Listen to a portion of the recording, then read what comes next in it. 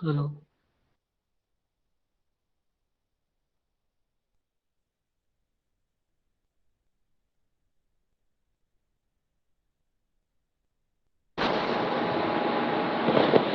Hello, आवाज नहीं आ रही।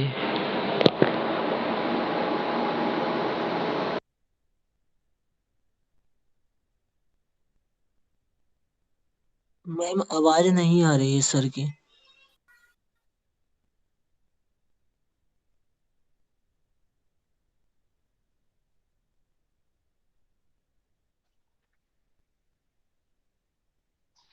Numerous prestigious courses, including the including training in the United States Army Staff and Command Course, Fort Leavenworth, Kansas. General Bipin Rawat took over as the 27th Chief of the Army Staff on the 1st January 2017 and heralded numerous reforms in the Indian Army. To mention just a few, reorganization of the Army headquarters, conceptualization of the integrated battle groups, streamlining of defense procurements, military modernization, and innovative strategy to counter insurgency and terrorism in JNK and the Northeast. The boldness and fearlessness of the general officer was witnessed many times and has been brought to the fore by the national media on numerous occasions. The 2015 cross-border operations into Myanmar, in which the Indian Army successfully responded to an ambush by NSAK militants, is one such operation highlighting this essential trait of a senior military officer. The mission was conducted under his command as GOC 3 Co. He was also part of the planning for the 2016 surgical strikes uh, into Pakistan occupied Kashmir, where he was monitoring the whole operation as the vice chief of the army staff. An astute observer of the geopolitical scene as well as internal security challenges, his military foresight was unparalleled. Post-Duklong clashes of 2017 with the PLA, he had stated that China has already started flexing its muscles by trying to nibble away at Indian territory in a gradual manner to test the threshold of Indian thresholds, and which was proved correct in the Galwan incursion in 2000. Uh, General Rawat was a man of conviction and strong beliefs. He stood by his men as a true leader and as exemplified by his hand-holding of Major Litul Gogoi in the JNK elections, wherein he also had to take some unconventional action, which was highly criticized, but the chief stood by his officer. On completion of his tenure as a chief, General Rawat was appointed as the first chief of defense staff on 1st Jan 2020, functioned as a one-point advisor to the government of India on matters related to the military. He donned triple hats, in fact, the chief of defense staff, the chairman, permanent chairman of the chiefs of staff committee, and the as the secretary of military department of military affairs. A strong proponent of tri-service integration, he infused renewed impetus to organizational restructuring and laid down a clear roadmap for the creation of integrated theater commands. He worked relentlessly to foster jointness in every field and promoted modernization of the armed forces through self-reliance, that is Atmanirbharta. A visionary, General Bipin Rawat ushered transformative reforms in operational as well as administrative domains. As Secretary of the DMA, General Rawat worked towards bridging of the gap between the civilian bureaucrats and the uniformed officials. He acted, in fact, as harbinger of revolution in both bureaucratic and military affairs. He was a man on a mission and endeavored to bring in multiple changes while he was the CDS. Change of any kind meets some resistance owed it the CDS. His penchant for speaking his mind without sugarcoating views with diplomatic niceties did raise objections from few quarters from time to time. However, he did not mince words in speaking out his mind on about the long-term security needs and threats of the nation. On being asked once whether he was affected by the criticisms, he replied in his straight-laced face style, "I'm not immune, but I know I'm true to myself and my organization. That is what matters." These criticisms, however, never deterred him from airing his views or slow down his action in any manner. As he said on occasion of Kargil Vijay Divas 2019, and I quote the general, "There's a difference between talk and action. One should only believe in talk when they see action happening on the ground." General Bipin Rawat will continue to remain a source of inspiration and a beacon of excellence for all ranks of the armed forces and the nation. We salute his astute leadership, inclusive approach, and concerted efforts which have prepared us extremely well to take on every challenge possible. He leaves behind an exemplary legacy. Dr. Bhimrao Ambedkar University of Social Sciences is doing a seminal work by providing educational opportunities for weaker sections of the society, women empowerment and children development. The proximity of the Mao Army War College and the other institutions in Mao has opened avenues for these institutes to have close interaction and benefit from the superior academic facilities of BROS. Army War College has inked an MOU, as you're all aware, with BROS for undertaking high quality research work through PhD program, which will commence very shortly. The academic linkages at the doctoral level between the two establishments will set forth the stage for honing the academic skills of warriors, scholar warriors at this college, and will also help in enhancing professional military education of Indian Army's officers. I would conclude by complimenting BROS for the academic excellence, remembering what General Bipin Rawat himself said once: "We ought to dialogue and introspect. We believe firmly in external wisdom." I attribute the initiative of establishing General Bipin Rawat chair at the School of Defence Studies as a true homage to the life and times of the first Chief of Defence Staff of the Indian Armed Forces. Thank you. Thank you so much, sir. Thank you. I invite Lieutenant General Dushan Singh, PVSM, AVSM, ex-commandant Army War College, Mahmood, to please express his views.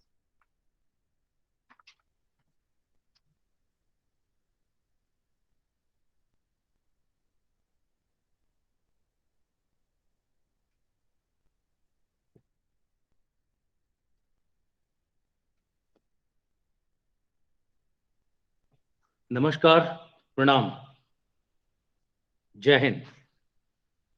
मंचासीन doctor Asha Shukla, vice chancellor ब्रॉस, lieutenant general V Srinivas, commandant army war college, lieutenant general Dattar, my guru and the former commandant of MCTE, Brigadier B.S. Panwar, my senior regimental officer, our source of inspiration, and Shri Arshad Gautam, editor, Free Press.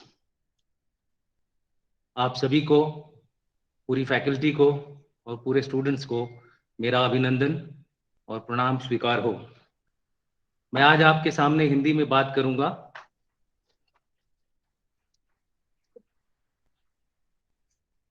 ताकि हम general Bipin Rawat के बारे में और ज़्यादा लोगों को बताएं और ज़्यादा लोगों को उनकी वीरता, उनकी लीडरशिप, उनके मिलिट्री कमांड के बारे में बताएं। यह एक बहुत ही सोलम ओकेजन है, एक ऐसा वक्त है जबकि हम एक उस मिलिट्री कमांडर को याद कर रहे हैं जो शायद मॉडर्न मिलिट्री हिस्ट्री जो इंडिया की है उसमें पहला ऑफिसर होगा जिसने कि अपने कमीशन से लेकर के और जब उनका देहांत हुआ तब तक लगातार सिर्फ काम और काम पे विश्वास किया, सिर्फ देश सेवा के लिए काम किया और जो उनको देश के लिए सही लगता था वो वही काम करते थे। तो मेरा और उनके साथ जो 14 और लोगों का, बहादुर जवानों का, ऑफिसर्स का, जेसीओस का देहांत हुआ, उन सभी को श्रद्धांजलि, साथ ही उनकी धर्मपत्नी मधुलिका रावत जी को भी श्रद्धांजलि अर्पित करता हूं। और सबसे पहले तो मैं ये बताऊंगा कि मैं जनरल श्रीनिवास साहब ने उनके बारे में, उनके कैरियर के बारे में सब कुछ बता दिया है, तो इसलिए मैं उनको दोहराऊंगा नहीं।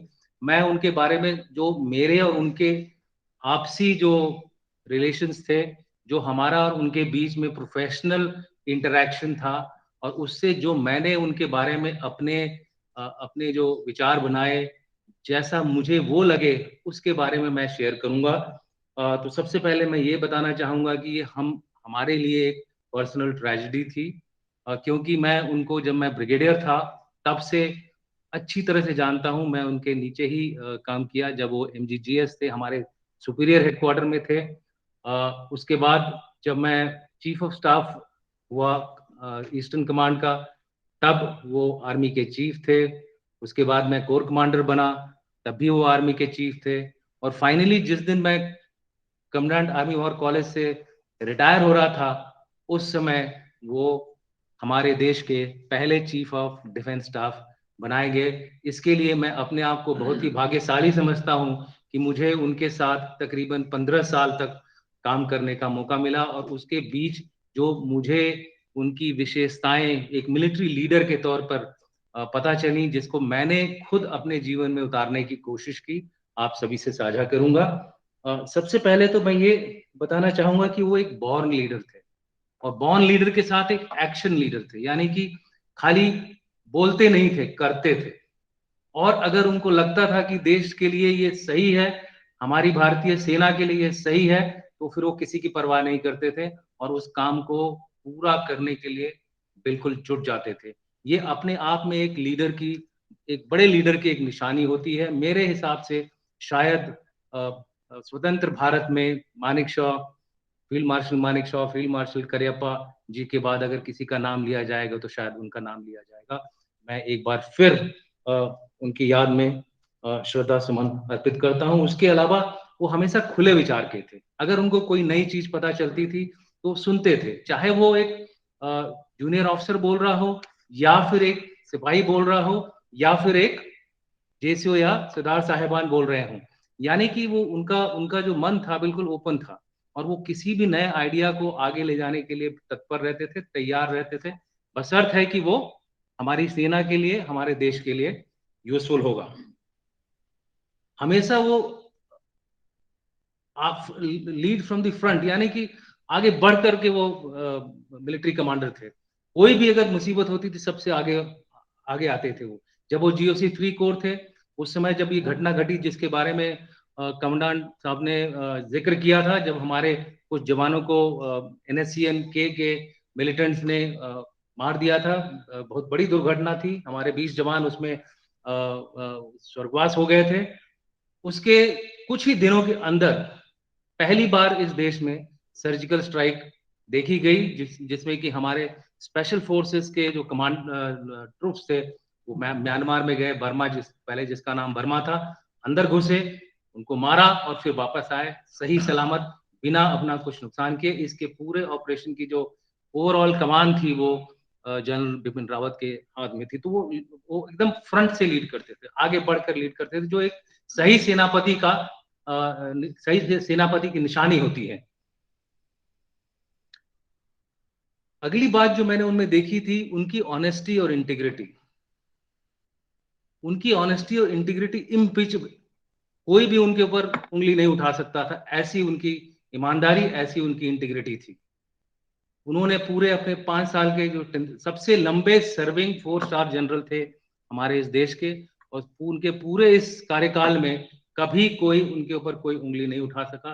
और इसी वजह से वो अपने नीचे अपने अपने इस कार्यकाल के दौरान कभी भी उन्होंने करप्शन को बढ़ावा नहीं दिया। इनफैक्ट जो भी उनको मिलता था इस तरह की कार्रवाई करता हुआ, उसके ऊपर वो बहुत सख्त थे, बहुत सख्त कदम उठाते थे। और ये एक अच्छे लीडर की निशानी होती है। और आप देखेंगे कि पिछले 5-6 साल में भारतीय सेना के अंदर एक भी करप्शन का मामला ऐसा नहीं आया जो कि जिसके बारे में हम उंगली उठा सकें। ये सिर्फ और सिर्फ उनकी जो शक्ति थी, उनकी जो लीडरशिप स्टाइल थी, उसकी वजह से हुआ। वो एक बॉर्न स्ट्रैटेजिस्ट थे, थिंकर थे। आपको शायद पता ना हो, वो यहाँ पर कॉलेज ऑफ कम्बैट में जेसी विंग कमांडर भी रह चुके हैं, जूनियर कमांडर विंग कमांडर भी रह चुके हैं। तो वो एक लीडर थे, एक सैनिक थे और एक बौद्धिक आदमी भी थे।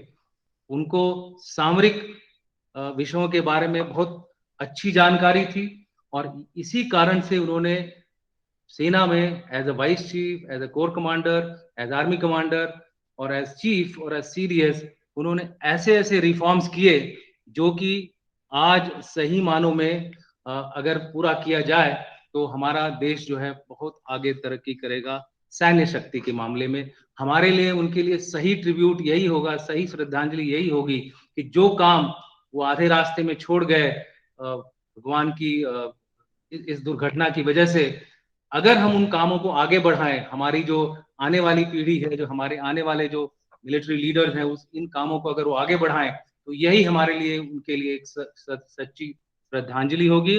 और इसी बात को ध्यान में रखते हुए जो ये चेयर यहाँ पर स्थापित की गई है, मेरे विचार से ये उस दिशा का पहला कदम है और इसके लिए मैं वाइस चांसलर आशा शुक्ला जी को बहुत बहुत धन्यवाद देता हूँ कि उन्होंने इतनी जल्दी ही इसके बारे में सोचा है। और मैं उम्मीद करता हूं कि यहाँ पे जितनी भी स्टाफ और फैकल्टी है वह इस जो कदम को आगे बढ़ाएगी इसकी सक्सेस में। चाहे आप किसी भी डिपार्टमेंट के हों, चाहे आप किसी भी फील्ड के हों, आपको ज्ञात होना चाहिए कि सेना में मैनेजमेंट का भी स्थान है, लॉ का भी स्थान है, सोशल साइंसेस का भी स्थान है। हर डिपार्टमेंट जो है सेना में मौजूद है। तो आप लोग सभी सेना की तरक्की के लिए, सेना की उन्नति के लिए, सेना की ताकत को बढ़ाने के लिए काम कर सकते हैं और ये चेयर जो है उस कार्य को आगे बढ़ाने में एक फोकस्ड यानी कि केंद्रित कदम होगा। और मैं उम्मीद करता हूं कि ब्रॉस इस कदम को तेजी से आगे बढ़ाएगा।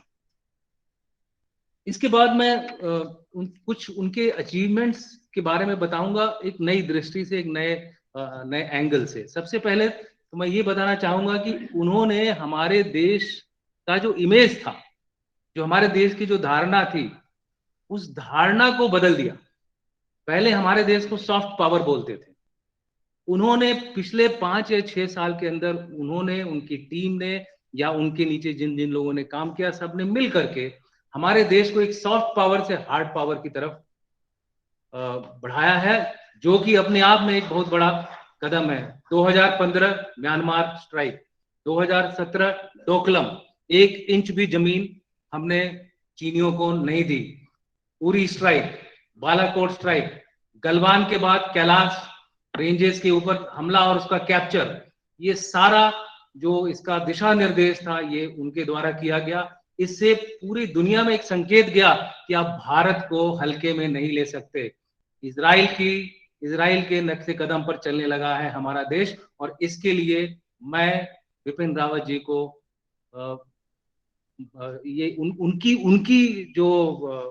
उनकी वजह से ये सब मुमकिन हुआ है और हम सबका ये फर्ज बनता है कि उनकी इसी विचारधारा को आगे बढ़ाएं ताकि हमारा देश सही मानों में एक हार्ड पावर बने।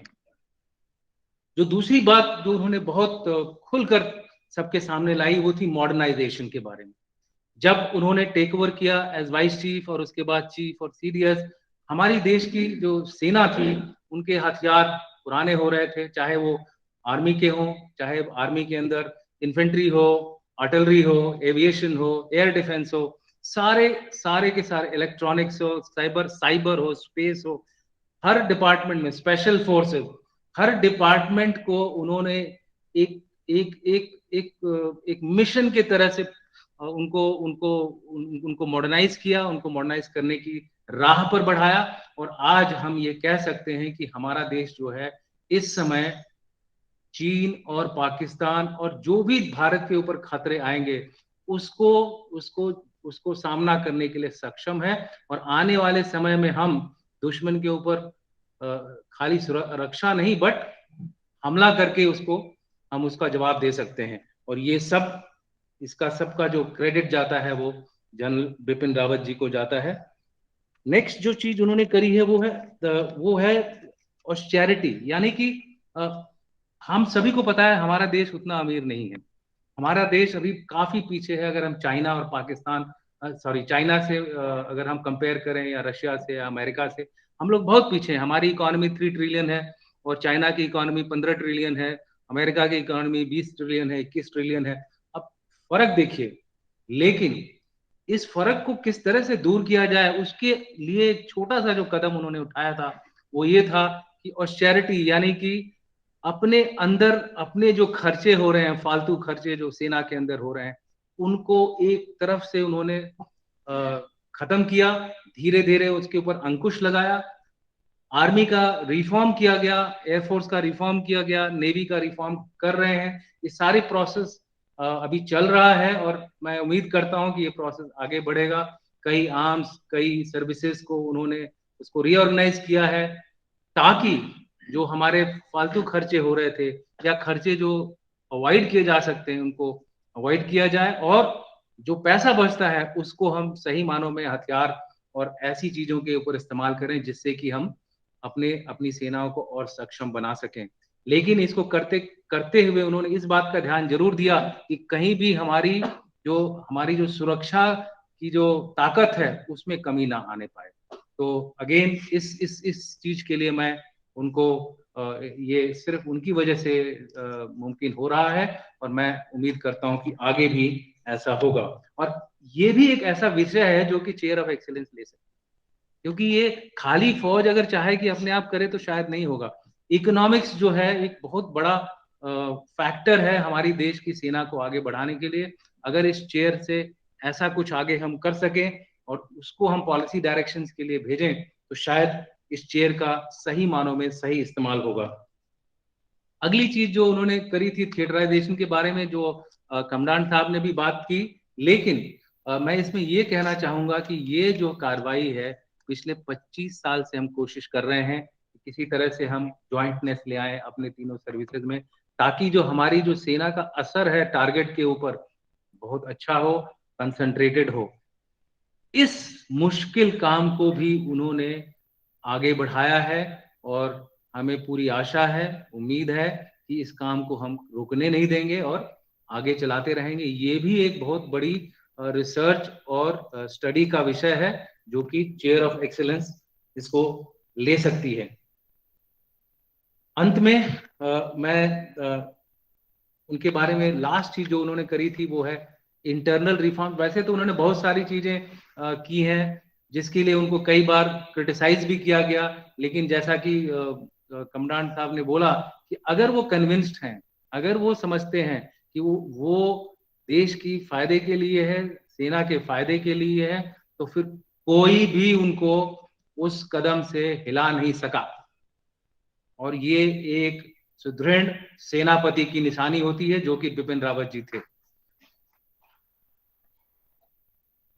आखिरी में एक बार फिर मैं professor Asha Shukla ji, vice chancellor रॉस यूनिवर्सिटी को मुबारकबाद दूंगा इस सोलम अवसर पर जो chair of excellence general Bipin Rawat ji के नाम पर उन्होंने स्थापित की है इस यूनिवर्सिटी में। मैं उम्मीद करता हूं कि आने वाले समय में इसकी और तरक्की हो, इसका और विस्तार हो, और आप सभी उनके इस कदम को आगे बढ़ाएं।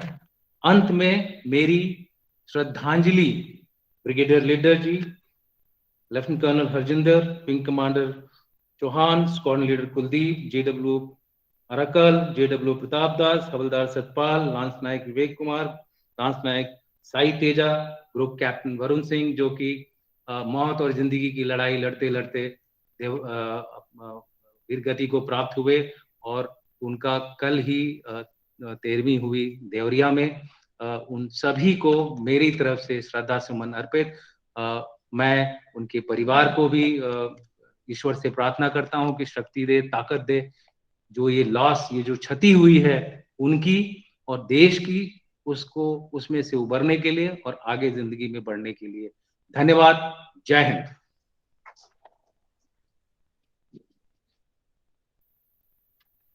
धन्यवाद सर। मैं lieutenant general M.G. Gaddar VSM ex commandant MCTE Mahmood को सादर आमंत्रित करती हूँ कि वो अपने व्यूज को एक्सप्रेस करें।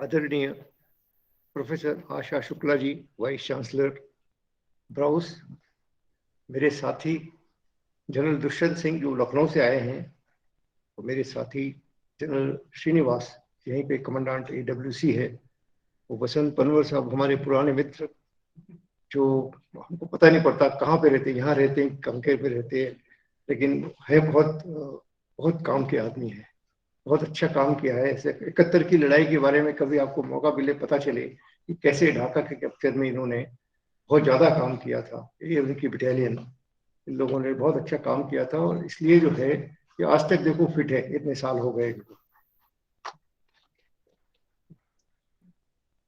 उपस्थित सज्जनगण, देवियों, ये हमको एज ए सोल्जर बड़ी खुशी की बात है कि ब्राउस ने जनरल बिपिन रावत के नाम पे एक चेयर स्थापित करने का तय किया। ये बहुत अच्छा आदर जो है हमारे सोल्जर को दिया जा रहा है, और ये हमारे लिए गौरव का विषय है, अभिमान का विषय है। जनरल बिपिन रावत मेरे से 12 साल उम्र में छोटे और 13 साल सर्विस में छोटे थे, तो हमारा बहुत कम ऐसा वाकया हुआ जब तक वो सीनियर ऑफिसर नहीं बने और फिर हम लोगों से जब एक साथ कोई काम कर सके हम। बल्कि एक बात ये भी है कि मैंने इनके पिताजी के साथ काम किया हुआ है आर्मी हेडक्वार्टर्स में, जब मेरा पोस्टिंग था और वो वहां पे थे, तब हमने उनके साथ भी काम किया हुआ है। लेकिन कुछ ऐसे प्रोजेक्ट्स जब हमने किए, जब वो ब्रिगेडियर बन गए और साथ काम करने का मौका मिला, तब से एक दूसरे के प्रति वो आदर भाव उत्पन्न हो गया कि वो समझ गए कि हम क्या इकट्ठे कर सकते हैं। हम समझ गए कि इस आदमी में कितना लंबा रैस का घोड़ा है और किस तरह से काम कर सकते हैं, और उसके साथ हमने मिलकर कई प्रोजेक्ट किए। उसके बाद ये हुआ कि जब भी यहाँ मऊ में वो आए या हमको दिल्ली में मिले, तो कुछ टाइम निकाल के हम बैठ के बात करते थे, पुरानी बात करते थे, आगे की बात करते थे। अभी जैसे हमारे दोनों मित्र जनरल दुष्यंत और जनरल श्रीनिवास ने बताया कि उन्होंने बड़े बड़े अलग अलग आइडियाज लाए। बड़े बड़े आइडियाज लाए मतलब क्या हो गया कि बहुत बड़ा चेंज था। CDS इतने सालों से हम लोग वेट कर रहे थे कि चीफ ऑफ डिफेंस स्टाफ बने हमारे आर्म फोर्सेस में, लेकिन कुछ न कुछ करके रुक रहा था। आपको याद होगा कारगिल की लड़ाई के बाद जो एक कारगिल कमेटी रिव्यू बनी थी, उन्होंने ये बताया था कि साहब CDS की जरूरत है तीनों आर्म फोर्सेस को इकट्ठा लाने के लिए। लेकिन मैनेजमेंट जिसको बोलते हैं कि management of change most difficult. जैसे कोई नया चेंज हो रहा होगा, हर एक की अपनी अपनी कुछ प्रॉब्लम्स होती, इश्यूज होते हैं, डर होते हैं, और उसके वजह से क्या होता है कि चेंज करना इतना आसान नहीं होता।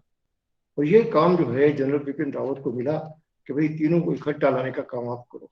हर एक की अपनी अपनी प्रायोरिटीज होती है, अब उनको सबकी प्रायोरिटीज को साथ में लेके चलना बहुत कठिन काम होता है।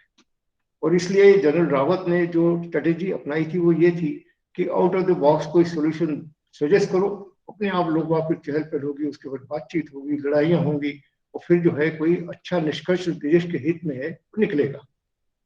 और इसलिए हुआ ये कि कई लोग जो है, जो उन्होंने प्रोजेक्ट बनाए थे, जो उन्होंने सजेशन दिए थे, जो उन्होंने आइडियाज बनाए थे, उससे सहमत नहीं थे।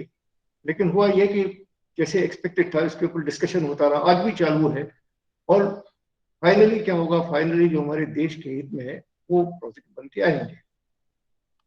ये तो बड़ी अनफॉर्चुनेट बात हो गई कि एक दुर्घटना पे उनका निधन हो गया और सब बातें वैसी की वैसी अधूरी रह गई। उस दिन तो बल्कि मेरे को ये लग रहा था कि वो उसमें से भी निकल आएंगे, क्योंकि पहली दफे जब GOC-3 कोर थे नागालैंड में, उनका हेलीकॉप्टर का एक्सीडेंट हुआ था, तो वो निकल आए थे, उसमें से बच के निकल के आ गए थे। तो जहाँ पे बीच में खबर आई थी कि साहब वो जीवित हैं और उनको हॉस्पिटल ले गए, तो हमको लगा था वो फिर से जो है उसमें से वापस निकल के आ जाएंगे, लेकिन भगवान की मर्जी है, ऐसा नहीं हो पाया। उनको श्रद्धांजलि के लिए मैं उनके कैरेक्टर की 3 अलग चीजें बताना चाहता हूँ। सबसे पहले, कुछ दिन पहले वो 71 की लड़ाई में, अखौरा की लड़ाई में, जो हमारे अल्बर्ट एक्का साहब थे, अल्बर्ट एक्का जवान, उसको परमवीर चक्र मिला था। बहुत बहादुरी उसने दिखाई थी, उसको परमवीर चक्र मिला था। तो उनकी जो वाइफ है, विडो, उनसे मिलने जनरल रावत साहब गए। अब वो बहुत पुरानी वृद्ध औरत वहां बैठी हुई थी। उन्होंने उनको देखा, गए, उन्होंने जैसे अपने संस्कृति में होता है, संस्कारों में होता है, उन्होंने उसके चरण स्पर्श करके नमस्कार किया उनको। कितनी बड़ी बात है, चीफ ऑफ डिफेंस स्टाफ, इतने बड़े ओहदे का आदमी, वो एक जवान की पत्नी और बूढ़ी औरत वहां बैठी हुई थी, उन्होंने उसका चरण स्पर्श करके उनको नमस्कार किया। ये जो है ना, देश का, फौज का सबसे बड़ा मुखिया, कितना बड़ा कैरेक्टर हो सकता है। और उस लेडी ने उनको आशीर्वाद दिया कि बेटा तुम वो बेटा हो जो हम चाहते थे लेकिन हुआ नहीं हमको, है ना। तो ये भी बहुत बड़ी बात थी। उनके कैरेक्टर का एक पहलू है। दूसरे उनके कैरेक्टर का एक पहलू ये है कि जैसे श्रीनिवास साहब ने बताया था कि वो कमांडिंग जनरल स्टाफ कोर्स करने अमेरिका गए। तो जूनियर ऑफिसर थे उस टाइम पे, उन्होंने बड़ा अच्छा काम किया वहां पे। अब वहां पे अमेरिका में ऐसा वहां पर तरतीब बनी हुई है कि जो भी कोई उनके यहाँ कमांडिंग जनरल स्टाफ कोर्स करके जाता है और अपनी सेना में सबसे उच्च अधिकारी बन जाता है, उसको इंटरनेशनल हॉल ऑफ फेम में नाम दर्ज किया जाता है, उसकी फोटो लगाई जाती है। तो जनरल बिपिन रावत साहब को वहां पे बुलाया गया और वहां पे उनका इंटरनेशनल हॉल ऑफ फेम में नाम डाला गया। कितनी बड़ी इज्जत की बात थी हमारे देश के लिए, हमारी फौज के लिए, कि हमारे एक ऑफिसर को जिसने वहां पे इतना अच्छा काम किया था और अभी जो उसको इंटरनेशनल हॉल ऑफ फेम में उनका नाम डाला गया, उनकी फोटो डाली गई। तो वहां पे उन्होंने जब अपना थैंक यू भाषण दिया, इतना अच्छा भाषण दिया जो शायद डिप्लोमेट्स भी कम दे सके। हर पहलू पे जहां अमेरिका और इंडिया इकट्ठा होकर काम कर सकते हैं विश्व के लिए, आपस में एक दूसरे के लिए, इसके बारे में बहुत ही अच्छा उन्होंने लेक्चर दिया। और शॉर्ट लेक्चर था, 5-7 मिनट का लेक्चर था, लेकिन बहुत अच्छा लेक्चर था। सब विश्व में उसको अप्रिशिएट किया गया कि ये कितना अच्छा इन्होंने भाषण दिया, कैसे विचार प्रदर्शित किए उन्होंने। और सिंस वो सीरियस थे यहाँ के, तो ऐसा अनुमानित किया गया था कि ये देश के विचार है, और जरूरी थे, वो बिल्कुल देश के विचार ही थे जो उन्होंने वहां पे बताए थे। और तीसरा उनके कैरेक्टर का ये है कि बॉर्डर के ऊपर एक बार शूट आउट में उनको पैर को गोली लगी और उनकी एडी जो है खराब हो गई। और जो है वो एडी के लिए फिर उसको दूसरी बुला के और लगा दिया गया उनको, और ठीक हो गई। चलने में बहुत ज्यादा उनको तकलीफ नहीं होती थी, लेकिन पता था कि हाँ मैं उनकी एडी में चोट लगी हुई है, उसको रिप्लेस किया हुआ है। लेकिन कभी भी उन्होंने ये नहीं बोला कि साहब मेरे को ये एडी दूसरी लगी हुई है इसलिए मेरे को डिसेबिलिटी पेंशन मिलना चाहिए, बल्कि डिसेबिलिटी पेंशन के तो खिलाफ थे। बोलते नहीं, एक बार इस सोल्जर को ठीक कर दिया है और सरकार जो है उसको लुक आफ्टर कर रही है और उसको जितनी भी प्रॉब्लम है उसको सबको मदद दी जा रही है, फिर ये डिसेबिलिटी पेंशन की कोई जरूरत नहीं है, उसके खिलाफ है। हालांकि काफी वेटरन्स, काफी लोग जो डिसेबल्ड हैं वो इसके खिलाफ थे, लेकिन ये था कि वो खुद, जहां तक खुद का एग्जाम्पल देने का सवाल था, उन्होंने खुद का एग्जाम्पल दिया था कि देखो भाई मेरी एडी अभी बिल्कुल ठीक हो गई है, इसलिए मेरे को जो है और कोई मदद की जरूरत नहीं है। और वो उम्मीद कर रहे थे कि बाकी सोल्जर, बाकी फॉलोअर जो, बाकी ऑफिसर्स जो हैं, वो भी उनके उदाहरण को फॉलो करेंगे। 3 अलग अलग बातें उनके कैरेक्टर से मैंने बताई है बताने के लिए, क्योंकि मेरा उनका डिफरेंस इतना ज्यादा था, फर्क इतना ज्यादा था, वह एक उम्र का और सर्विस का, कि हम एक दूसरे पर और ज्यादा जान नहीं सकते थे। लेकिन जिस तरह से हमने उनको देखा कि किस तरह से जो बढ़ते जा रहे थे, ऊपर आते जा रहे थे, तो किस तरह से उनका कैरेक्टर डेवलप होता जा रहा था, उस देख के समझ में आ गया कि वाकई में बहुत बहादुर आदमी था, बहुत काबिल आदमी था और हमारे लिए सही आदमी था। अनफॉर्चुनेटली वो आधे रास्ते में छोड़ के चला गया और अभी देश ढूंढ रहा है कि भी दूसरा सीडीएस कौन हो जो उनकी लेगेसी को आगे बढ़ा सके। इसी के संदर्भ में हमें बड़ा हर्ष है और गौरव है, आनंद है कि ब्राउस में उनके नाम पे चेयर स्थापित की जा रही है। और जैसे हमारे मित्र जनरल दुष्यंत सिंह ने बताया कि हम उम्मीद करते हैं कि जो उनके ख्यालात थे, उनके आइडियाज थे और देश के लिए जो खासकर काम की चीजें हैं, वो यहाँ पे इसके ऊपर डिस्कशन हो सके, इसके ऊपर आगे बात की जा सके, आगे बढ़ाई जा सके। और महू तो सही जगह है, क्योंकि महू जो है वो थिंक टैंक पूरे जो है वो यहीं से बनते हैं, यहीं से जो है, क्योंकि हम बोलते हैं कि जो हिंदुस्तानी फौज में, आर्मी में जो उच्च अधिकारी बनने वाला है, वो कम से कम 5 दफे महू में उसने आना है। छोटा सा कोर्स, वाईओ कोर्स से लेके हाई कमांड कोर्स करने तक उसको यहाँ पे 5 दफे यहाँ पे आना पड़ता है, तभी वो बनता है। तो मऊ से तो बंधी हुई है फौज, आगे बढ़ने वाली फौज मऊ से बंधी हुई है। और यहाँ पे ये इस तरह से चेहरा स्थापित होने से वातावरण ऐसा बनेगा कि हम इसके बारे में गौर कर सकते हैं, पढ़ाई कर सकते हैं, आगे बढ़ने में मदद कर सकते हैं। इसके लिए हम अत्यंत आभारी हैं प्रोफेसर आशा शुक्ला जी का, जिन्होंने ये चेयर यहाँ पे स्थापित की। अंत में मैं बिपिन रावत जी के श्रद्धांजलि अर्पित करता हूँ और उम्मीद करता हूँ कि उनके परिवार, क्योंकि उनकी तो बेटियां हैं बची हुई अभी दोनों, हस्बैंड वाइफ, उनको ये शक्ति प्रदान करे कि इस लॉस को सहन कर सके। बाकी लोग भी हैं, हमने जब गौर किया देखा कि कुछ जवानों को छोड़ के बाकी जितने अधिकारी हैं कहीं ना कहीं से हमसे संबंधित है। कोई हमारे मित्र का दामाद, जैसे लीडर साहब हमारे बहुत क्लोज मित्र, साथ के मेरे कोर्स में उनका दामाद है। तो धीरे धीरे हमको सब पता पड़ गया। सब लोग, वरुण सिंह हमारे एक मित्र है, उनका बेटा है, वे सब जो है एक एक करके हमको पता पड़े कि हमारे से संबंधित ही है, तकरीबन संबंधित ही है। इतने साल फौज में गुजारने के बाद ऐसे ही हो जाता है, हर एक आदमी जो, हर एक जवान, हर एक ऑफिसर हमारा संबंधी ही बन जाता है। अंत में हमारी श्रद्धांजलि जनरल बिपिन रावत और धन्यवाद प्रोफेसर आशा शुक्ला जी को, जो हमको यहाँ पे इन्वाइट करने। जय हिंद।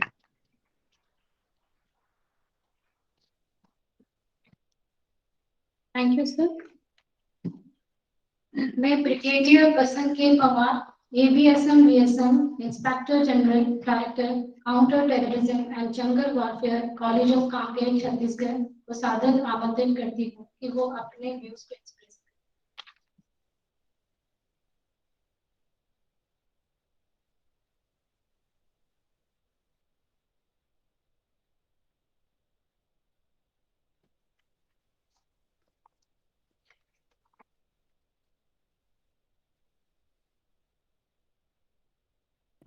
सबसे पहले B.R. अम्बेडकर यूनिवर्सिटी के vice chancellor madam Asha Shukla को बहुत धन्यवाद कहता हूं कि हमें यहां बुला के मंच पे उपस्थित उच्च अधिकारी के साथ मिलाकर एक ऐसे योद्धा की बात करने के लिए बोला जो अपने मुल्क के लिए एक मिसाल बन गया है। ना ही अपने मुल्क के लिए, पूरी दुनिया के लिए एक यूनिफॉर्म में ड्यूटी करता हुआ नौजवान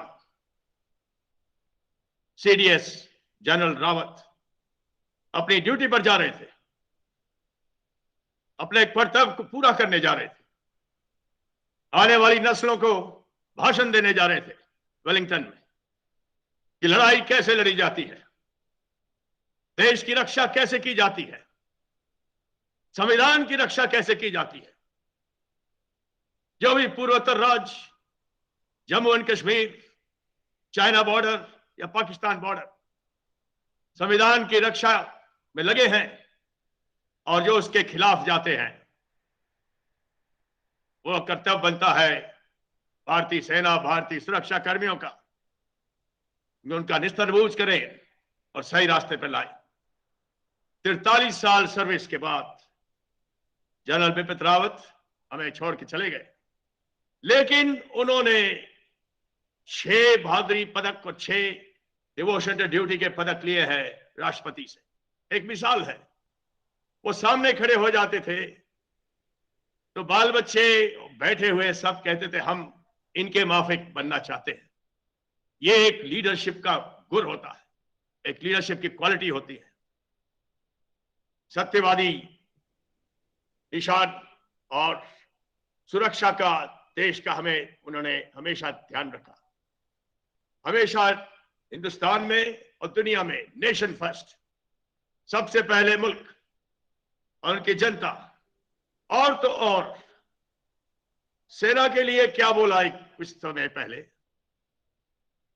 किसी ने उनसे पूछा कि सेना में नौकरी करने के लिए क्या करना पड़ता है।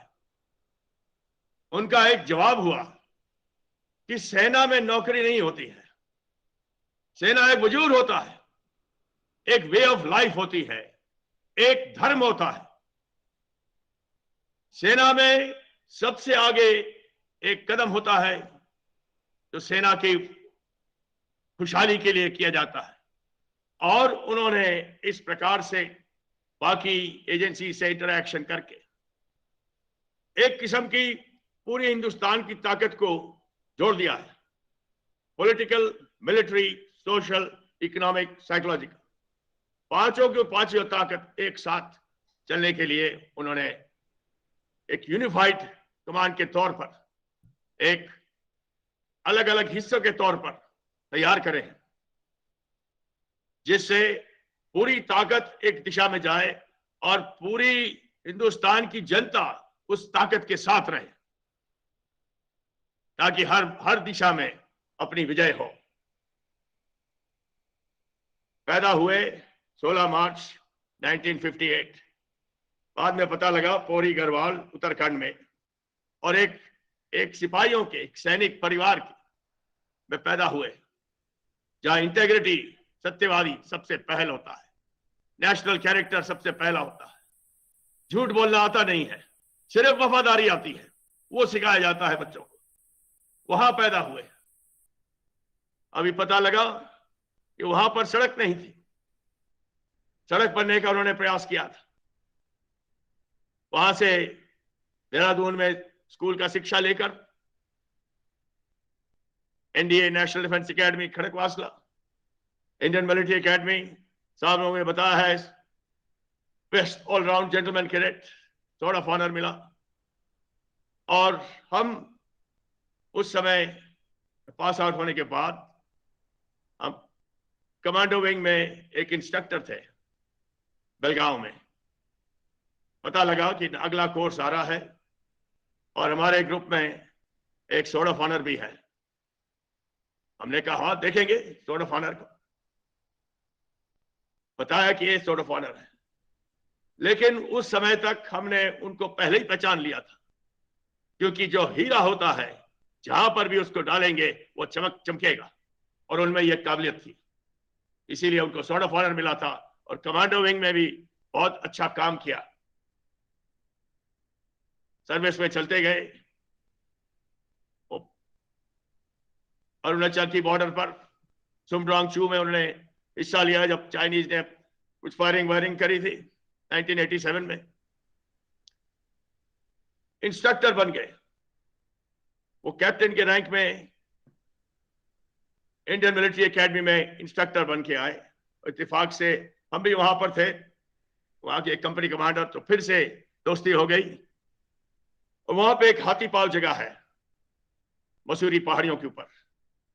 एक्सरसाइज में, कैडेट्स की एक्सरसाइज में, उस एक अप्रोच रास्ता था, बहुत कठिन, रात में उधर जाना था। उन्होंने कहा सर मैं ले जाता हूं, और वो कैडेट्स में उनका उदाहरण लेकर उसको पूर्ण किया। यानी एक किस्म की उनके अंदर ये बहादुरी एक जड़ के माफिक थी कि हर कदम पे वो अगला कदम रखेंगे और आगे बढ़ते जाएंगे, और सर्विस के दौरान भी हर दिशा में उन्होंने ये कार्य करे। यहां पर सीनियर कमांड में थे, उनसे हम मिले एक बार, या भाषण देने आए थे। हम भी लेफ्ट विंग एक्सट्रीमिज्म पे छत्तीसगढ़ में अभी मौजूद है, तो लेक्चर के दौरान भी तमाम बातचीत हुई। और फिर यहां से उन्होंने बारामूला की डिवीजन को कमांड करने गए, फिर 3 डिवीजन को कमांड करने, 3 कोर को कमांड करने गए। तो जो साहब लोग ने भी बताया है, ईंट का जवाब पत्थर से देने की आदत थी। पाकिस्तानियों ने कुछ करा, ईंट का जवाब पत्थर से दिया, सर्जिकल स्ट्राइक। इस तरह म्यांमार के आतंकवादियों ने, नॉर्थ ईस्ट के आतंकवादियों ने, मणिपुर के आतंकवादियों ने हमारी सेना पर आंच उठाई, हमारे 18 सिपाही को बर्बाद कर दिया, जबकि पूरी पीस एंड ट्रैंक्विलिटी की बात चल रही थी। बेवजह से अपने सिपाहियों को बर्बाद किया। 1 महीने के अंदर तजवीज बनी, और उनके घर में घुसकर, उनकी गुफा में घुसकर हमारी बहादुर 21 पैरा के उनके डायरेक्शन के हिसाब से वहां जाके उनको 60 लोगों को बर्बाद करके वापस आ गए, बेखौफ और बेडर से। तो ये एक नई दिशा में हिंदुस्तान पैदा हुआ। उसका ये मतलब था कि कोई भी बुरी नजर उठा के देखेगा तो आपके तरफ उस नजर को नजरअंदाज कर दिया जाएगा। फिर सदर्न आर्मी कमांडर बने, फिर जल्द से जल्द सेना अध्यक्ष बन गए। मैं मिलने जाता था समय समय पर, दोस्ती हो गई थी। एक बार लेक्चर के लिए आए क्लॉज लेक्चर हॉल में, सेमिनार में दिल्ली में। हम छत्तीसगढ़ से आए थे। कैसा चल रहा है नक्सलाइट की समस्या? हमने कहा समाधान की ओर है सर, लेकिन सेना से कुछ इंस्ट्रक्टर्स मिल जाएं और पुलिस को और प्रशिक्षण देने में कामयाबी मिलेगी। एक हफ्ते के अंदर उस्ताद लोग सेना से जो चाहिए थे वो पहुंच गए। ये होता है इमीडिएट एक्शन। जब दुश्मन आतंकवादी गेट के बाहर खड़ा है तो आप प्रस्ताव बना के कार्रवाई नहीं कर सकते। This is rapid action. ये कार्रवाई करिए, उनका काम करने का ढंग। और इसी वजह से, इसी तरीके से तमाम मुल्कों ने उन्हें बुलाया। जितने पड़ोसी मुल्क हैं, भूटान, नागालैंड के आगे म्यांमार, रशिया में बुलाया, अमेरिका में भी साहब ने बताया उनको मेडल भी मिला है। वहां के इंटरनेशनल ऑर्गेनाइजेशन में उनको ड्रस्ट किया गया। डोकलम में चाइनीज का एक्शन हुआ था। और थिएटराइजेशन की कार्रवाई जो करी, अलग अलग हिस्से में फोर्स को बांटने के लिए, ताकि इकट्ठी ताकत को इकट्ठा कर सके। और आर्मी की सुपरमसी बताया गया, उसमें कुछ बातचीत चली थी दूसरे एयरफोर्स और नेवी की, कि हम तीनों एक साथ हैं, लेकिन जो विक्ट्री होती है, जो विजय होती है, वो सेना का आदमी जाता है, इन्फेंट्री का। जब वो कदम रख देता है वहां पर, तब विजय माना जाता है। हम इत्तेफाक से पैदा हुए थे जब समय, और बड़े हुए तो 71 की लड़ाई लड़ गई थी। तो ढाका में जब हमारी सेना पहुंच गई 16 दिसंबर को, पूरी दुनिया में वाहवाही हो रही थी। उसी की 50वीं वर्षगांठ पूरी हो रही है। और वो देश एक नए देश को आजाद कर दिया। यही उनकी दिशा थी। और उन्होंने कहा कि पाकिस्तान के खिलाफ, चीन के खिलाफ हमें सतर्क रहना पड़ेगा। और हमेशा, जैसे साहब ने बताया, कैलाश रेंजेस में पहला कदम रख दिया। और उनके हम कैंप में, उनकी जो बॉर्डर पर्सनल मीटिंग स्टेशन थी, उनकी डिप्लॉयमेंट थी, वो तकलीफ में आ गए, क्योंकि जो हाइट पे होता है वही एक एडवांटेज इस जगह पर होता है। और इस हिसाब से चीन का जो पूरी फोर्स थी बाकी रिकॉइल हुई, वापस 73 दिन बाद अमन शांति हो गई है। लेकिन वहां पर जो उन्होंने दिशा निर्देश दिए हैं, उस पर हमें कायम रखना पड़ेगा और आगे बढ़ना पड़ेगा। आखिरी में मैं बोलूं कि बहुत अफसोस हुआ है कि हमारे बिपिन रावत साहब और उनके साथ दिए हुए इतने 12-14 लोग पूरे इकट्ठे एक ऐसी दुर्घटना में अपना जान को गंवा दिया। और उनकी शांति के लिए हमेशा हम पूजा करेंगे, उन्हें याद करेंगे। और उनकी याद में जो मैडम ने एक चेयर बनाई है, बिपिन रावत चेयर, बहुत ही अव्वल दर्जे का कार्य किया है। उसके लिए हम पूरा अपना योगदान देंगे। धन्यवाद।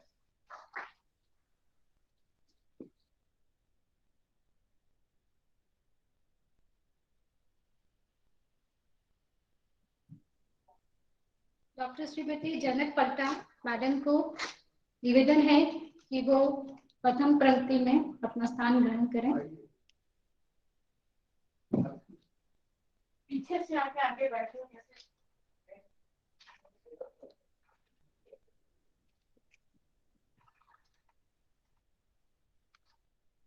मैं professor P.N. Mishra, retired professor of management and the great academicians को मैं सादर आमंत्रित करती हूँ कि वो अपने कुछ अमूल्य शब्द सभी के साथ शेयर करें। धन्यवाद।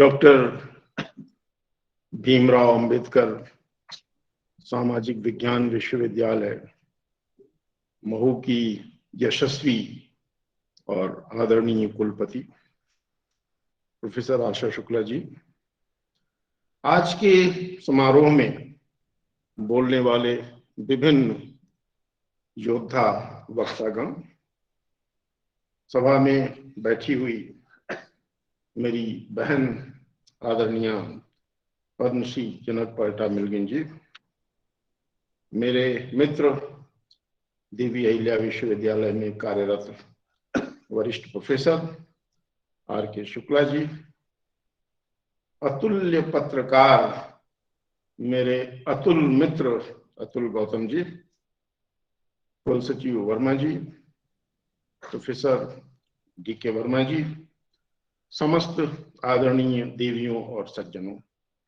तथा सैन्य बलों से जो लोग यहाँ उपस्थित हैं, वे सारे आदरणीय लोग, मैं सचमुच अद्भुत प्रसन्नता का अनुभव कर रहा हूँ इस मंच पर आने और आपसे बातचीत करने में।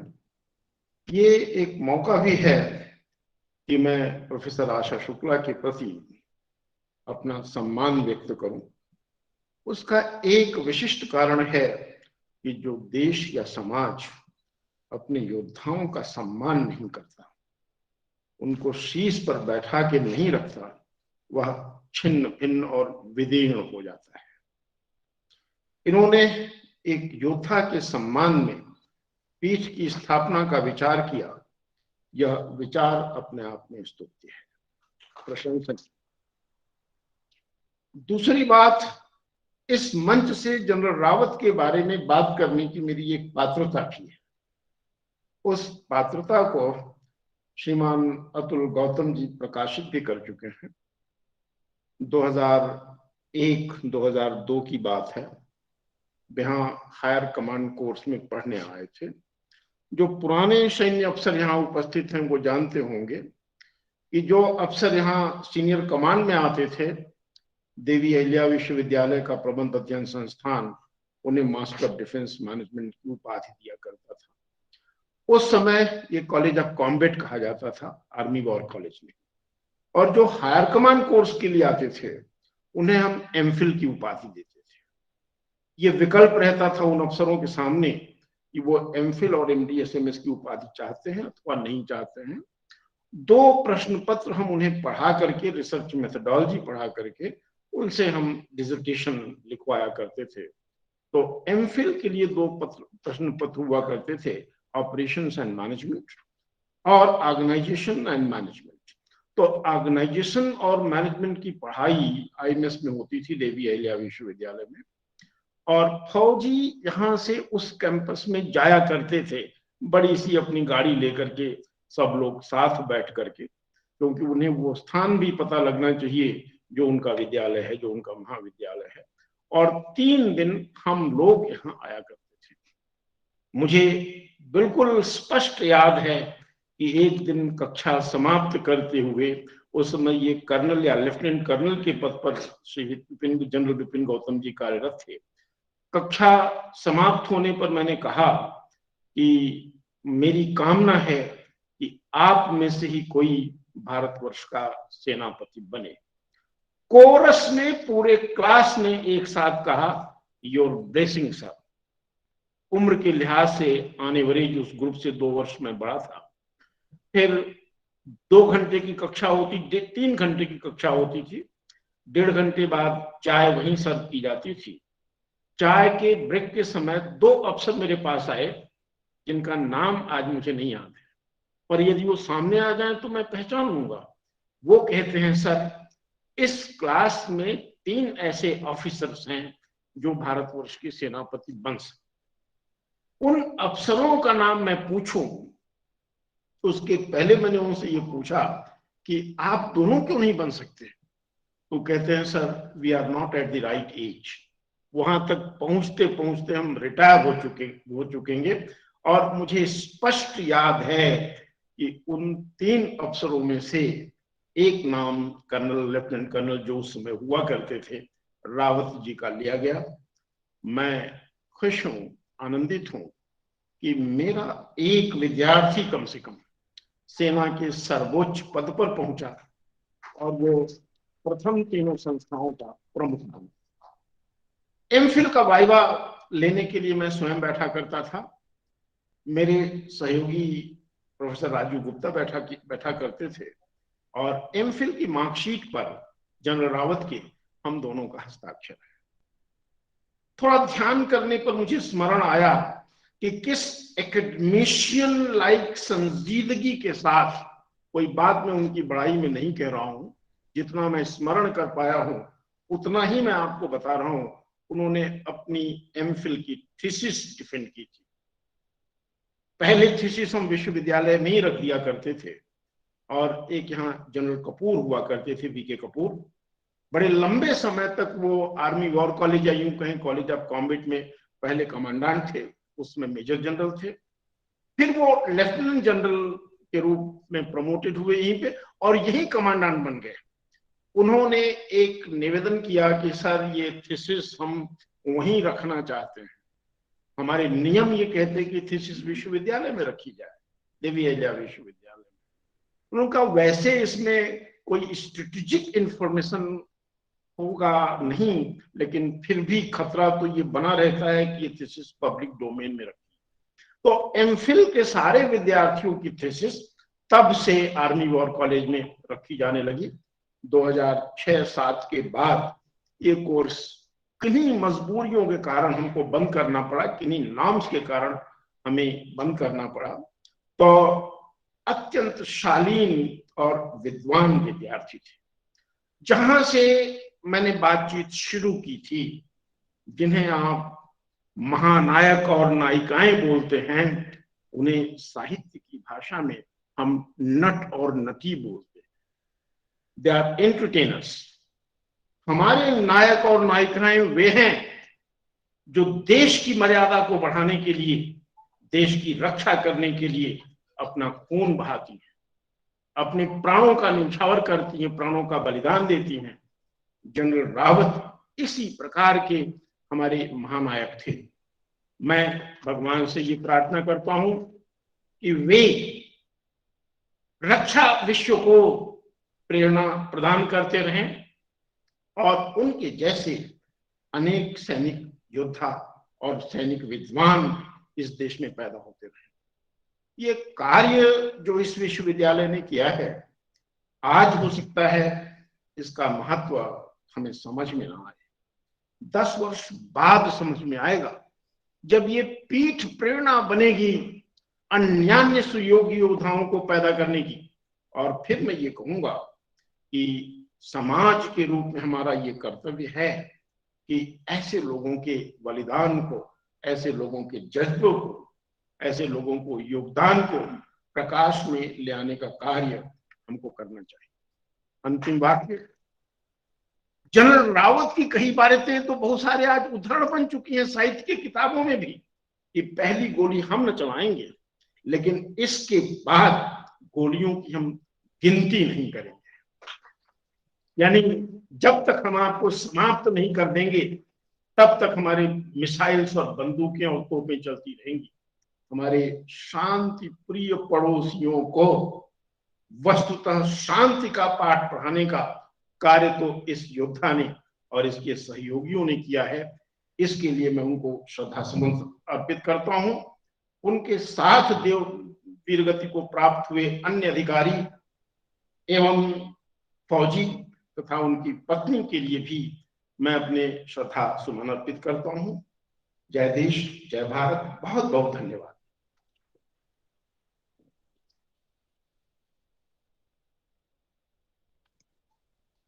बहुत बहुत धन्यवाद सर। मैं अब पद्मश्री डॉक्टर श्रीमती जनक पलटा मैगेलिन मैडम को सादर आमंत्रित करती हूँ कि वो अपने अमूल्य शब्द हम सबको साझा करें।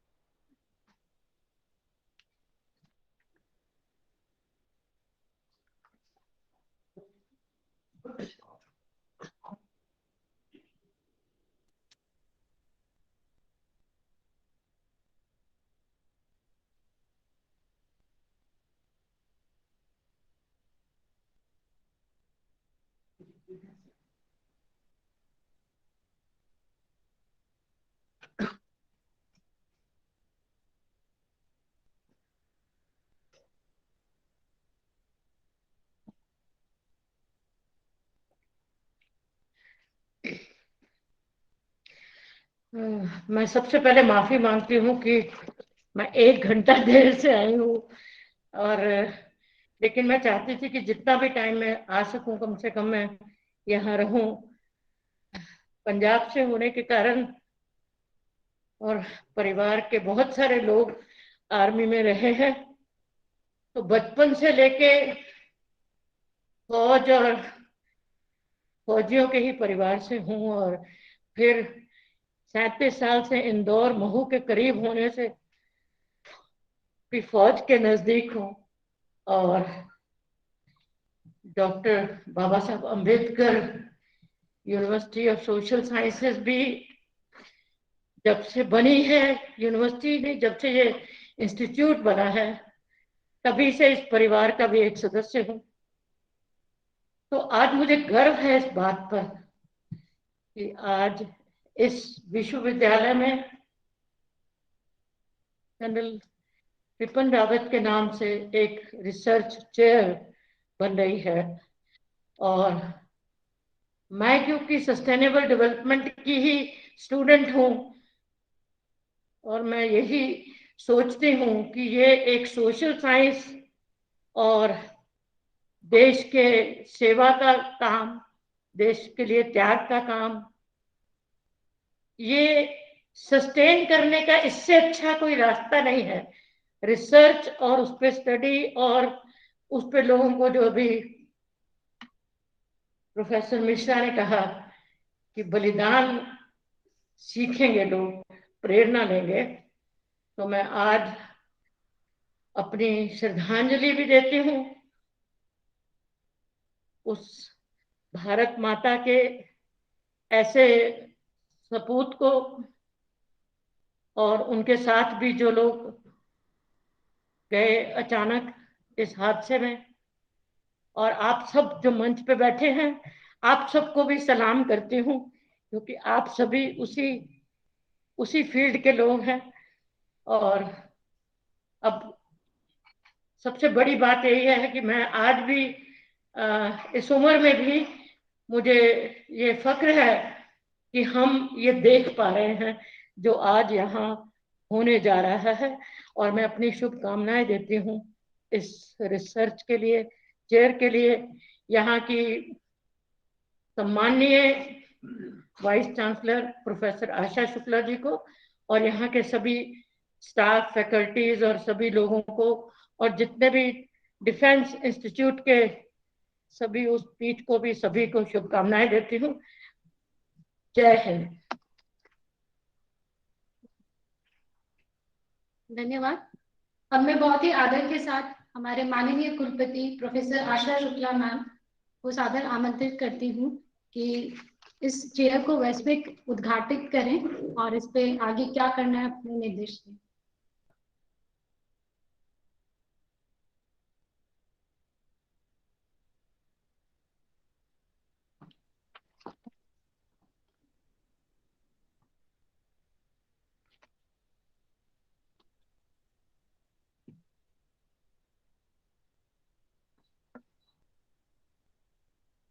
इस विश्वविद्यालय में मेरे कार्यकाल के दौरान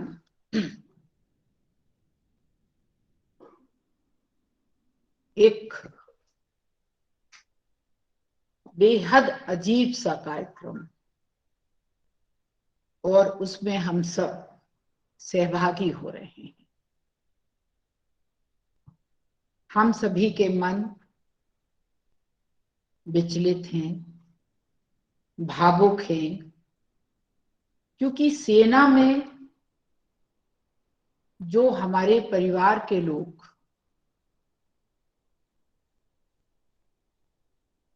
कल तक थे, आज नहीं हैं।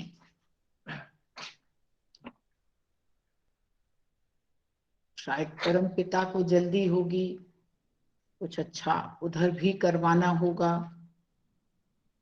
लेकिन जो लोग यहाँ रह जाते हैं वो इन अप्रत्याशित घटनाओं के लिए बिल्कुल तैयार नहीं होते,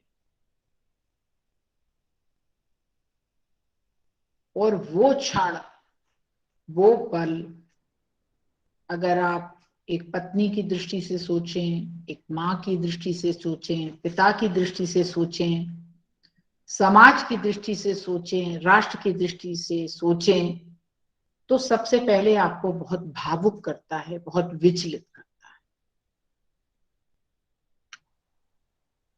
लेकिन जो होना था, और कहते हैं, माइथोलॉजी कहती है कि हर जन्म के साथ मृत्यु का समय तय हो जाता है,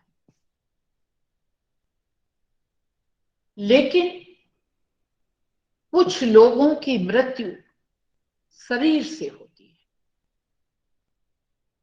लेकिन वो जिंदा रहते हैं अपने कामों से, अपने विचारों से, बहुत सारे लोगों में प्राणवायु बन के। और आज ये जो हम सब श्रद्धांजलि, पुष्पांजलि अर्पित करने के लिए एकत्र हुए हैं, वो इस विश्वविद्यालय की ओर से, फ्री प्रेस परिवार की ओर से, राष्ट्र के जो लाल चले गए उनको सादर विनम्र प्रणाम है।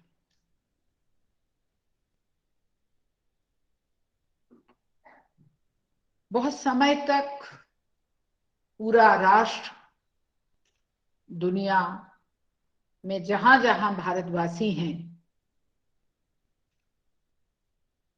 इस अत्यंत विचलित करने वाली घटना से बुरी तरह प्रभावित हुए,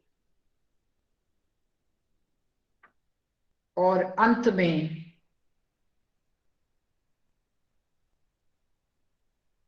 अंतिम योद्धा भी चला गया।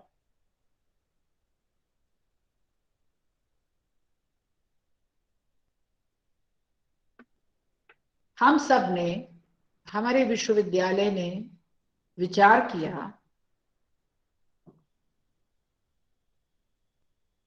कि दुख तो है, महाशोक तो है, लेकिन सिर्फ दुख मनाकर, रोककर बैठने का उचित वक्त नहीं है। राष्ट्र को ऐसे योद्धाओं की जरूरत है। Army war college, infantry school और सेना के तमाम संगठन, उपसंगठन, ये सब काम कर रहे हैं, करते रहेंगे, लेकिन हम विश्वविद्यालयों को आखिर इसमें अपनी सामाजिक भूमिकाएं क्या निर्वहन करनी चाहिए, इस पे विचार। हम सब ने विचार किया, और उस विचार की पृष्ठभूमि में हमारे 3-4 कारण भी थे। एक तो इस विश्वविद्यालय में स्कूल ऑफ डिफेंस स्टडीज है, दूसरे इस विश्वविद्यालय का army war college, infantry school के साथ संस्थागत अनुबंध भी है, पुलिस के साथ भी है। तो और हम एक तरीके से आर्मी परिसर में ही रह रहे हैं, ये विश्वविद्यालय वहीं स्थापित है, नाम ही है महू, मिलिट्री हेडक्वार्टर। तो क्यों ना हम अपनी वैचारिक श्रद्धांजलि प्रस्तुत करें। हम सब ने चिंता की, विचार किया, और ये सुनिश्चित किया हमारी एकेडमिक काउंसिल ने कि हम सीडीएस जनरल बिपिन रावत के नाम से एक शोध चेयर की स्थापना करें। ये प्रस्ताव पारित हुआ। अब आगे इसका क्या क्या स्वरूप होगा, इसके विस्तार की कार्यवाहियां शुरू हो चुकी हैं, क्योंकि यहां से ही गए पूर्व commandant lieutenant general Dushyant Singh ji से मैंने निजी तौर पर और हमारे विश्वविद्यालय के बहुत सहयोगियों ने ये निवेदन किया कि अब इस निमित्त कार्य में वो अपना मार्गदर्शन हमें प्रदत्त करें। उनके यहाँ वैवाहिक कार्यक्रम है, आना बहुत मुश्किल था, लेकिन उद्देश्य बहुत मजबूत था और जब से वो आए हैं तब से इसी विषय पर विमर्श हो रहा है कि आखिर इस चेयर के अंतर्गत क्या क्या स्वरूप लिया जाए। इस पे कुछ लोग मिल बैठकर बैठें, विचार करें, चिंता करें और उसका एक अच्छा स्वरूप पाएं। मैं आर्मी वॉर कॉलेज की ओर भी commandant lieutenant general BS Srinivasan यहाँ हैं, आश्वस्त हूं कि आर्मी वॉर कॉलेज की एकदम डायरेक्ट भूमिका इस चेयर के स्थायित्व को लेके रहेगी। मैं ये भी आश्वस्त हूं कि महू में मुझे बताया गया कि लगभग 250 परिवार सेवानिवृत्त आर्मी अधिकारियों के रहते हैं, जिसमें से आज कुछ हैं, कर्नल अनुराग शुक्ला हैं, कर्नल पांडे हैं, बहुत सारे लोग बैठे हैं। वो सारे लोग भी और सबसे बड़े सम्मान्य भाई लेफ्टिनेंट जनरल दातार जी भी बैठे हुए हैं। अगर सबको एकजुट कर दिया जाए तो एक बड़े स्तर का काम हो सकता है। न केवल ये इस विश्वविद्यालय के हित में होगा, लेकिन उससे ज्यादा हमारे युवा विद्यार्थियों को एक संदेश जाएगा कि जो राष्ट्र के लिए प्राण प्रण से समर्पित होते हैं उनकी कभी मृत्यु नहीं होती और उनके कर्मों को, कार्यों को, युद्ध कौशल को, नीतियों को बार बार जानना चाहिए, समझना चाहिए और एक अपने आप में ये लीडरशिप और मोटिवेशन का एक संयुक्त कॉम्बिनेशन बन सकता है। फिलहाल हम लोगों ने ये विचार किया है कि हम इसमें कुछ प्रोजेक्ट्स चलाएंगे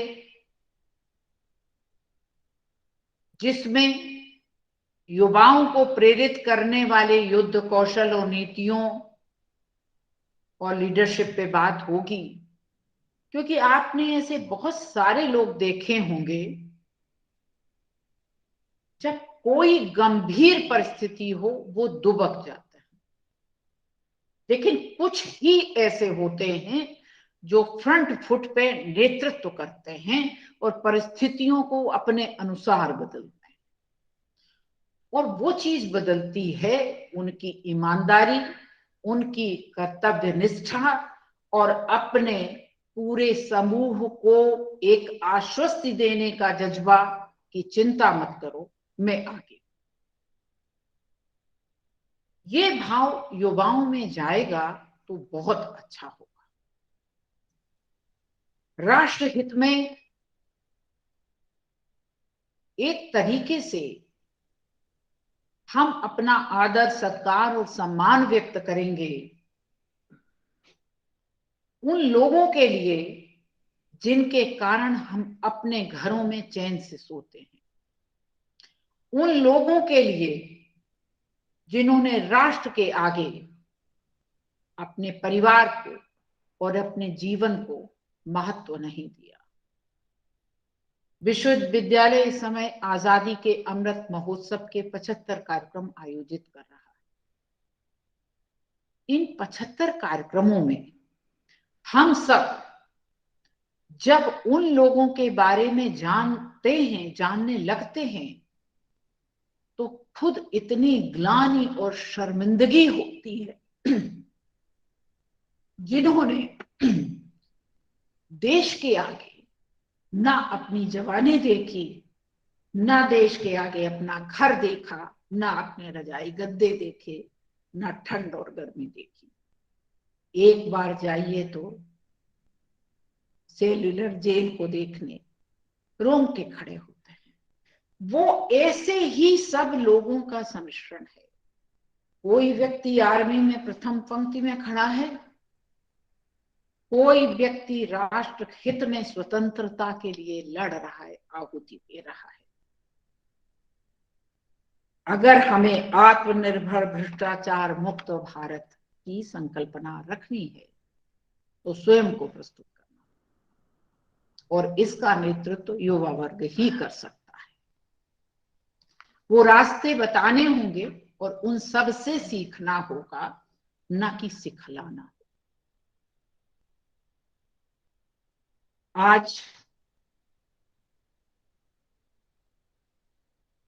ब्रिगेडियर पवार, हम लोगों ने जब आपसे नक्सलवाद पे 2 आपके विशिष्ट व्याख्यान करवाए, तो सारा कुछ ऑनलाइन प्रेजेंटेशन हो रहा था, लेकिन वो तब सबको थरथरा रहा था, बता रहा था कि कितनी उच्च कर्तव्य निष्ठा और समर्पण के साथ इस प्रकार के आंदोलनों को सुलझाने का, समाधान करने का, सही रास्ता तलाशने का कोशिश की जाती रही।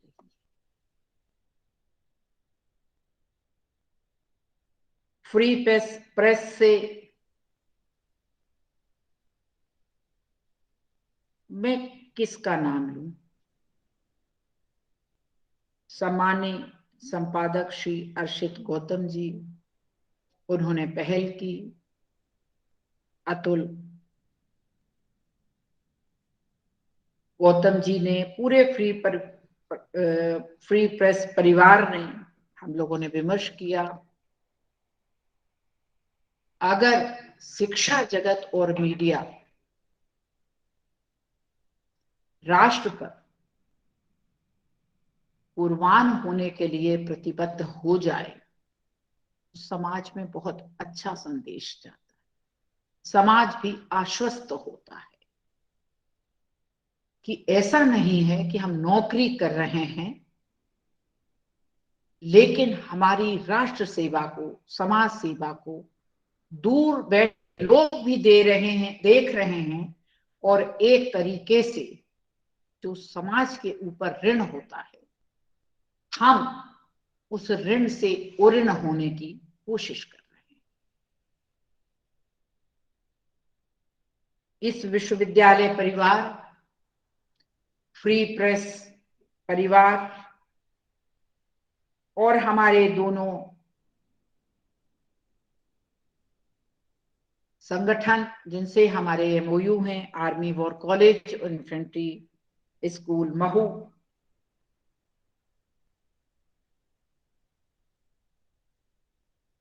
बहुत सारे अधिकारी हैं, हमारे विद्यार्थी हैं, शोधार्थी हैं, में बड़े ही भरे लेकिन गौरवपूर्ण मन से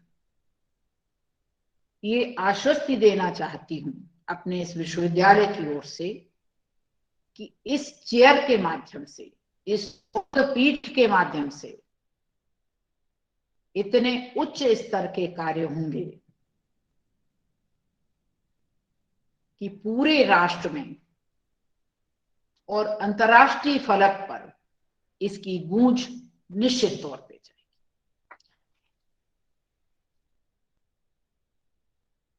मैं बिल्कुल नहीं कहूंगी कि अगर हम ऐसा कर पाए, मैं निश्चित कहूंगी कि हम ऐसा कर पाएंगे,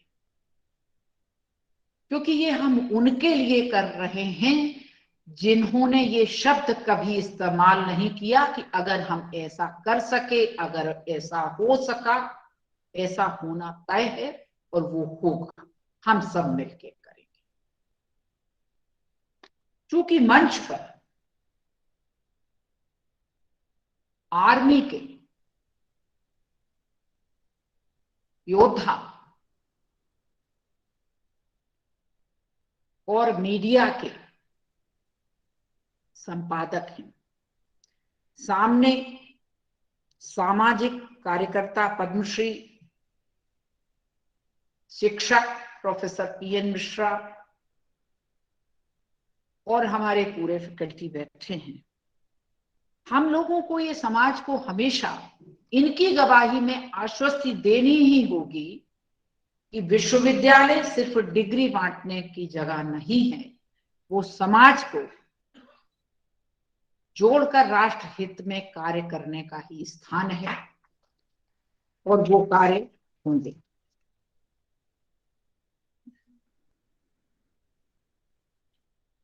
सीडीएस बिपिन रावत जी के साथ मैडम मधुलिका रावत जी की साथ गई और उनके साथ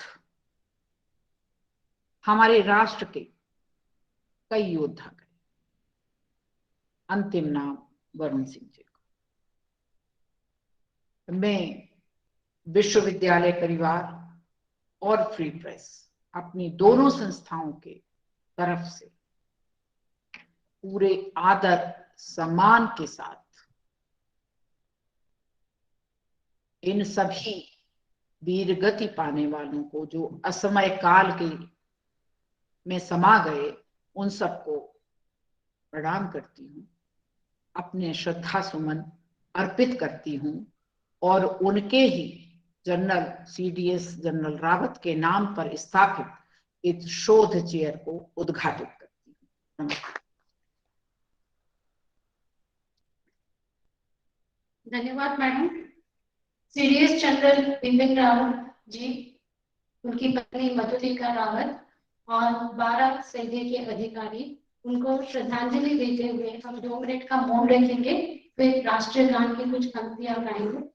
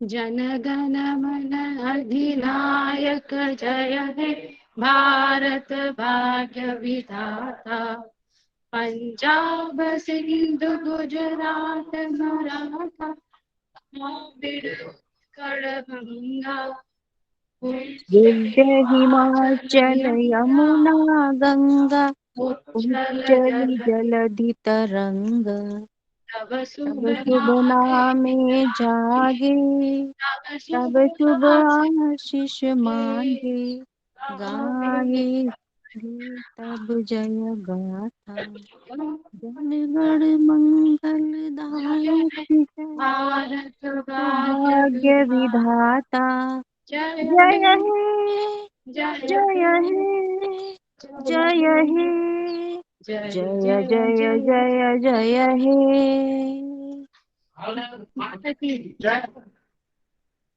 अब अनुरोध है हमारे मंचस्थ ऑनरेबल स्पीकर से कि नीचे प्रस्थान करने के समय हमारे यहाँ पर उपस्थित सभा में हमारे पधारे हुए अतिथि और हमारे रजिस्ट्रार सर और प्रोफेसर सर सब पुष्पांजलि दें।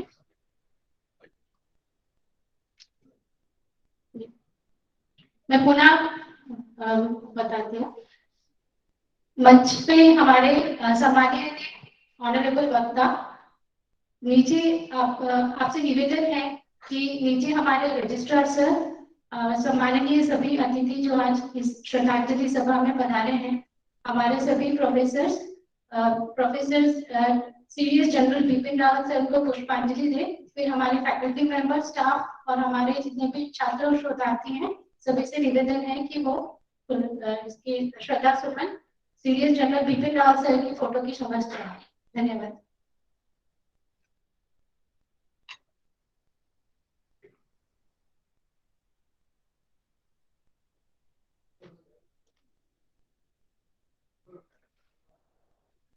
मैम, जो हम ऑनलाइन जुड़े हैं, आप हमारी तरफ से श्रद्धांजलि दें मैम, ये रिक्वेस्ट है हमारी। धन्यवाद सभी को।